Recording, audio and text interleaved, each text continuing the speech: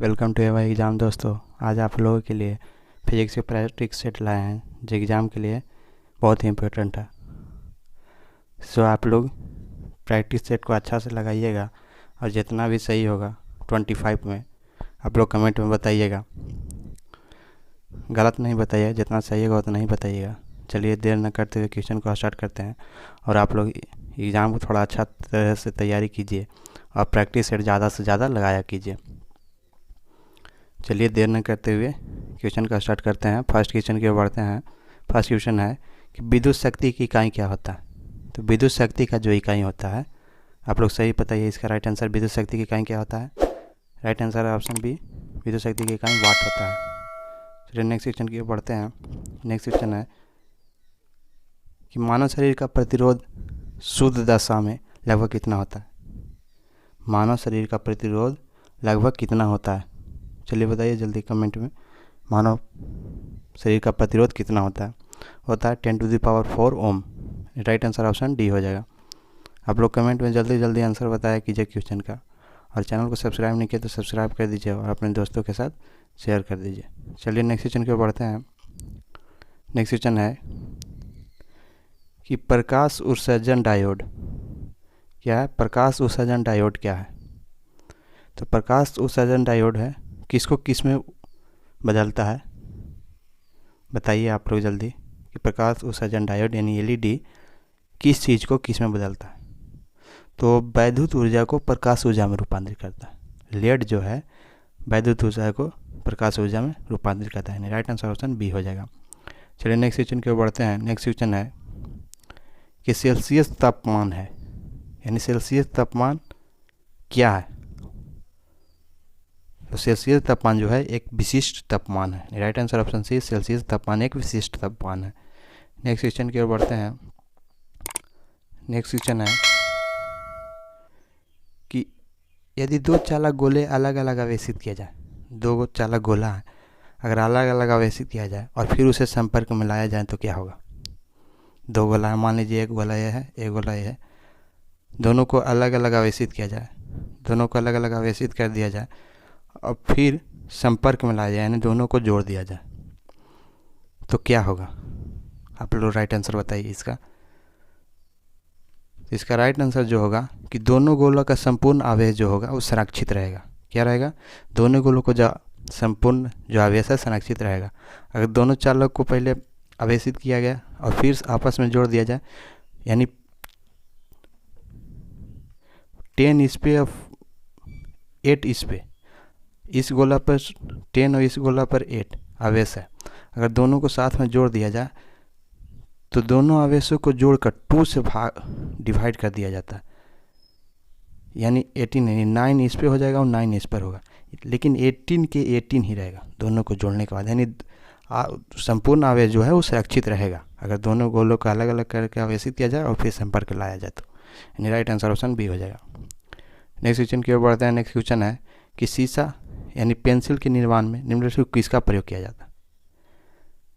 शीशा के पेंसिल के निर्माण में किसका प्रयोग किया जाता है? तो किया जाता है चारकोल का। राइट आंसर ऑप्शन ए हो जाएगा। चलिए नेक्स्ट क्वेश्चन की ओर बढ़ते हैं। नेक्स्ट क्वेश्चन है, आप लोग कमेंट में बताइए कि फैराड किसका इकाई है? फैराड जो है किसका इकाई है? फैराड जो है एक धारिता का इकाई है। किसका? एक धारिता का, यानी राइट आंसर ऑप्शन सी, धारिता का इकाई फैराड है। चलिए नेक्स्ट क्वेश्चन की ओर बढ़ते हैं। नेक्स्ट क्वेश्चन है कि धारा का वहन करने के समय सुचालक कैसा होता है? धारा जब वहन करता है यानी चलता है तो उस समय सुचालक कैसा होता है? चलिए बताइए इसका राइट आंसर क्या होगा? तो वैकल्पिक रूप से धनात्मक ऋणात्मक आवेशित होता है। क्या होता है? वैकल्पिक रूप से धनात्मक एवं ऋणात्मक आवेशित होता है। राइट आंसर ऑप्शन बी हो जाएगा। नेक्स्ट क्वेश्चन की ओर बढ़ते हैं। नेक्स्ट क्वेश्चन है किसी स्थान पर चुंबकीय यौमोत्तर और भागलु में यौमोत्तर के बीच का कोण कैसा होता है? किसी स्थान पर चुंबकीय यौमोत्तर और भौगोलिक यौमोत्तर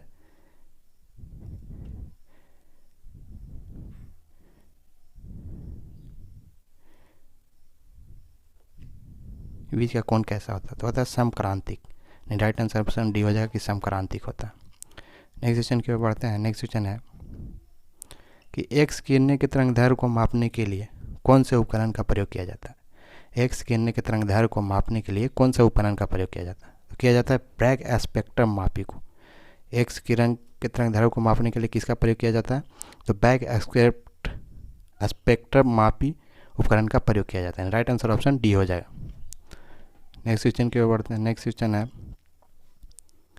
कि अल्फा कण किसके परमाणु का नाभिक होता है? अल्फा कण हो जो किसका परमाणु का नाभिक होता है? इसका right answer option D, helium के परमाणु का नाभिक होता है अल्फा कण। राइट आंसर ऑप्शन डी हो जाएगा। चलिए नेक्स्ट क्वेश्चन की ओर बढ़ते हैं। नेक्स्ट क्वेश्चन है निम्नलिखित में कौन सी अभिक्रिया सूर्य ऊर्जा विकिरण का मुख्य कारण है? यानी सूर्य से ऊर्जा जो आती है उस किस विकिरण के कारण, यानी किस अभिक्रिया के कारण होता है? तो संलयन अभिक्रिया के कारण होता है। किसका अभिक्रिया के कारण? संलयन अभिक्रिया। राइट आंसर ऑप्शन ए हो जाएगा। नेक्स्ट क्वेश्चन कि सोनार में क्या प्रयुक्त किया जाता है? सोनार में कौन सा जो तरंग है उसका प्रयोग किया जाता है? तो सोनार में जो तरंग का प्रयोग किया जाता है वो प्रस्रव्य तरंग का प्रयोग किया जाता है। किस तरंग का? प्रस्रव्य। यानी राइट आंसर ऑप्शन ए हो जाएगा। नेक्स्ट क्वेश्चन कि थर्मामीटर में आमतौर पर पारद का प्रयोग किया जाता है, क्यों? थर्मामीटर में आमतौर पर पारद का प्रयोग किया जाता है, क्यों? क्योंकि इसमें उच्च चालकता होता है। क्या होता है? उच्च चालकता होता है। राइट आंसर ऑप्शन है, क्योंकि पारद में उच्च चालकता होता है इसलिए थर्मामीटर में आमतौर पर पारद का प्रयोग किया जाता है। चलिए नेक्स्ट क्वेश्चन की ओर बढ़ते हैं। नेक्स्ट क्वेश्चन है कि चंद्र सतह पर एक प्रेक्षक को दिन के समय आकाश कैसा दिखाई देगा? चंद्र के सतह पर यानी चंद्रमा की सतह पर एक प्रेक्षक है, दिन के समय में उसको आकाश कैसा दिखाई देगा? तो चंद्रमा पर देखने पर आकाश जो दिखाई देता है वो काला दिखाई देता है। राइट आंसर ऑप्शन बी हो जाएगा। नेक्स्ट क्वेश्चन की ओर बढ़ते हैं। नेक्स्ट क्वेश्चन है कौन सी मात्रा जड़त्व की माप है? यानी जड़त्व से क्या मापा जाता है? तो जड़त्व में जो होता है वो होता है द्रव्यमान। यानी राइट आंसर ऑप्शन ए हो जाएगा कि कौन सी मात्रा जड़त्व का माप है? तो जड़त्व का जो माप है वो है द्रव्यमान। यानी राइट आंसर ऑप्शन ए हो जाएगा। चलिए नेक्स्ट क्वेश्चन की ओर बढ़ते हैं। नेक्स्ट क्वेश्चन है कि किसी तरंग की तीव्रता क्या होती है? किसी तरंग की तीव्रता क्या होती है? तो तरंग की जो तीव्रता होती है वो तो व्युत्क्रम वर्ग के नियम का अनुगमन करती है। व्युत्क्रम वर्ग के नियम का अनुगमन करती है और आयाम के वर्ग के समानुपाती होती है। यानी राइट आंसर ऑप्शन बी हो जाएगा कि व्युत्क्रम वर्ग के नियम का अनुगमन भी करती है और आयाम के वर्ग के समानुपाती भी होती है। राइट आंसर ऑप्शन बी हो जाएगा। नेक्स्ट क्वेश्चन की ओर बढ़ते हैं। नेक्स्ट क्वेश्चन है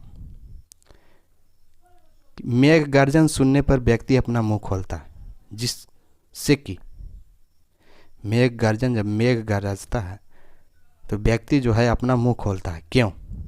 क्योंकि दोनों कानों के कर्ण पटल पर वायु के दाब को बराबर करने के लिए, यानी कानों के कर्ण पटल पर वायु के दाब को बराबर करने के लिए मेघ गर्जन के समय व्यक्ति अपना मुंह खोलता है। राइट आंसर ऑप्शन ए हो जाएगा इसका। नेक्स्ट क्वेश्चन की ओर बढ़ते हैं। नेक्स्ट क्वेश्चन है कि जब बर्फ को 0 डिग्री से 10 डिग्री सेल्सियस तक गर्म किया जाता है तो जल की आयतन क्या होगा? जब बर्फ को 0 डिग्री से 10 डिग्री सेल्सियस तक गर्म किया जाता है तो जल का जो आयतन होता है पहले कम होगा और उसके बाद बढ़ता है। राइट आंसर ऑप्शन सी होगा कि पहले कम होती है उसके बाद बढ़ती है, अगर 0 डिग्री से 10 डिग्री सेल्सियस तक बर्फ़ को गर्म किया जाता है। नेक्स्ट क्वेश्चन की ओर बढ़ते हैं। नेक्स्ट क्वेश्चन है कि निमग्न वस्तुओं को पता लगाने के लिए प्रयुक्त किए जाने वाले उपकरण को क्या कहते हैं? निमग्न वस्तुओं को, जो वस्तुओं को देख नहीं सकते हैं दूर से, उस वस्तुओं को पता लगाने किस चीज़ उपकरण का प्रयोग किया जाता है? समुद्र में जो चीज़ को नहीं देख सकते हैं उसको क्या चीज़ का प्रयोग करके हम देखना चाहेंगे? तो होता है रेडार का प्रयोग करके। रेडार का प्रयोग करके हम लोग देखना चाहेंगे तो वस्तु दिखाई दे देगा। यानी राइट आंसर ऑप्शन डी हो जाएगा। नेक्स्ट क्वेश्चन की ओर बढ़ते हैं।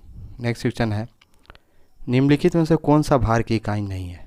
तो भार की जो इकाई है नहीं है वह है डाइन, क्योंकि डाइन जो होता है वो बल का सीजीएस मात्रक होता है। पौंड भी भार की इकाई है, किलोग्राम भी भार की इकाई है और ग्राम भी भार की इकाई है, लेकिन डाइन जो होता है वो बल का सीजीएस मात्रक होता है। नेक्स्ट क्वेश्चन की ओर बढ़ते हैं। वह पिंड जो ऊष्मा का अच्छा अवशोषक होता है, वह पिंड जो ऊष्मा का अच्छा अवशोषक होता है निम्नलिखित तो कौन सा गुण वाला भी होता है? जो पिंड ऊष्मा का अच्छा अवशोषक होता है उसमें एक और गुण क्या होता है? तो अच्छा विकिरण भी होता है। जो ऊष्मा का अच्छा अवशोषक होता है वो ऊष्मा का अच्छा विकिरण भी होता है। राइट आंसर ऑप्शन सी हो जाएगा। नेक्स्ट क्वेश्चन की ओर पढ़ते हैं। नेक्स्ट क्वेश्चन है कि चुंबकीय निरक्ष का निकट संबंध किससे है? चुंबकीय निरक्ष का निकट संबंध जो है वो उपग्रह छोड़ना है। चुंबकीय निरक्ष का निकट जो संबंध है उपग्रह छोड़ने का संबंध है। राइट आंसर ऑप्शन डी हो जाएगा। Thank you video